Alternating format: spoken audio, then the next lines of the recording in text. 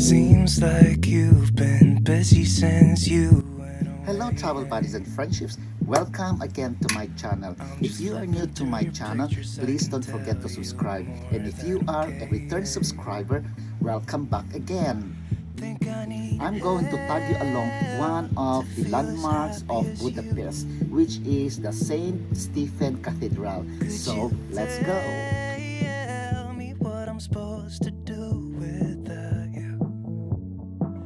It's like I'm just seeing empty faces staring from across the room when all I want is Ito ang St. Stephen Basilica ay isa sa mga pinaka-iconic na landmarks ng Budapest at isang pangunahing architectural masterpiece.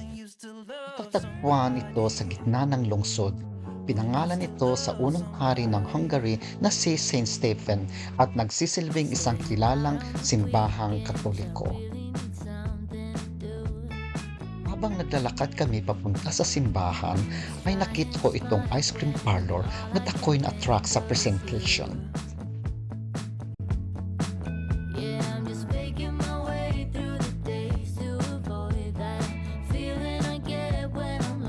Look at that! This is a much more delicate flower. Wish you could tell me what I should do. Something to be remembered here in Budapest, and the name of the ice cream parlor is Gela Art or Rosa. Certificate of Excellence from TripAdvisor, Gelato Rosa. It's just in front of the St. Stephen Basilica. You won't miss it because there are lots of people queuing. Look at that. I don't want to eat anymore. I just keep on watching. Okay, balik ulit tayo sa tour ng simbahan.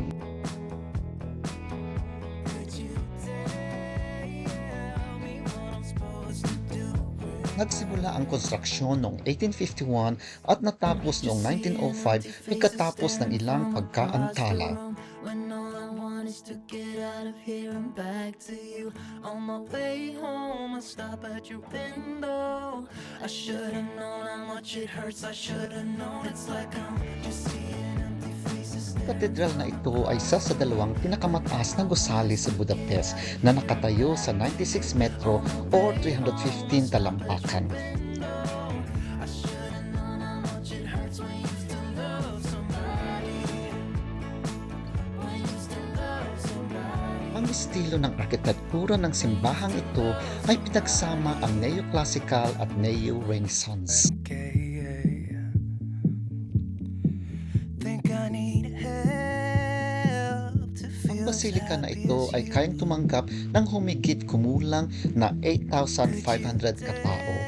Tell me what I'm supposed to do without you. It's like I'm just seeing Ang simbahan ay marangyang pinalangutian ng marmol, mosaic at stained glasses. back to you. On my way home, I stop at your window. I should've known how much it hurts when you still love somebody. When you still love Ang dome ng simbahan ay pinalamutian ng mga nakakamanghang fresko na naglalarawan ng mga eksena sa Biblia at mga relihiyosong motif. I'm just trying to smile when all I can think of is you. Yeah, I'm just faking my way. Ang mga likhang sining na ito ay kadalasang nagtatampok ng mga anghel, santo at simbolikong representasyon ng pananampalataya, pag-asa at pag-ibig sa kapwa. It's like I'm just seeing empty faces staring from across the room when all I want is to get out of here and back to you. On my way home, I'll stop at your window. I should've known how much it hurts when you still love somebody. When you still Kami umakyat sa tuktok ng simbahan, kumain muna kami ng Hungarian bread. This is the Hungarian chimney cake. And I don't know how to eat it. So either I'm gonna bite it or I'm gonna tear it like this. Look, look, look.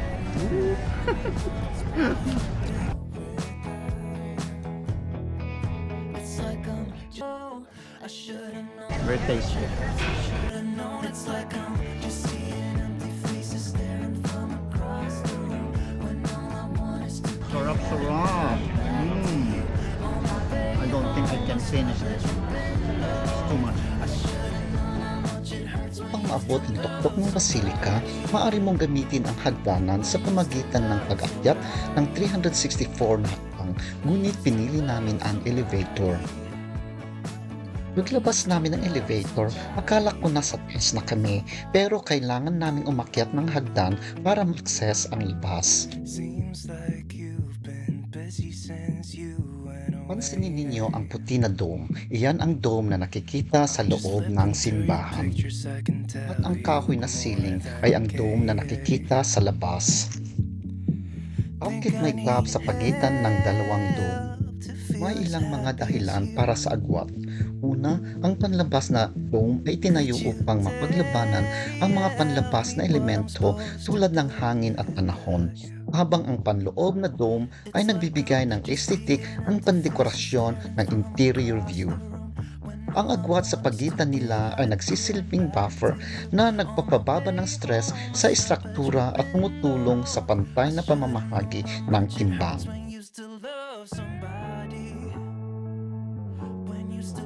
Sulit ang pagod sa pagpunta sa tuktok. May mga ilang panoramic terraces na nag-aalok ng mga nakakamanghang tanawin ng lungsod. Ang magandang bagay na pumunta sa itaas ay upang humanga sa mga detalye ng arkitektura ng dome, kabilang ng mga gayak na eskultura, stonework at intricate na disenyo na hindi nakikita mula sa ibaba. Maaari mong tingnan ang lungsod ng Budapest ng 360 degrees. Matatanaw mo ang Parliament Building, Buda Castle, the Chain Bridge, the Danube River at marami pa. Ang pinaka-best na oras upang humanga sa lungsod mula sa dome ay sa panahon ng paglubog ng araw o maagang gabi upang masaksihan ang mga ginintuang tanawin. Travel buddies and friendships, salamat sa panonood at sana ay nasiyahan kayo sa video na ito. Hanggang sa muli.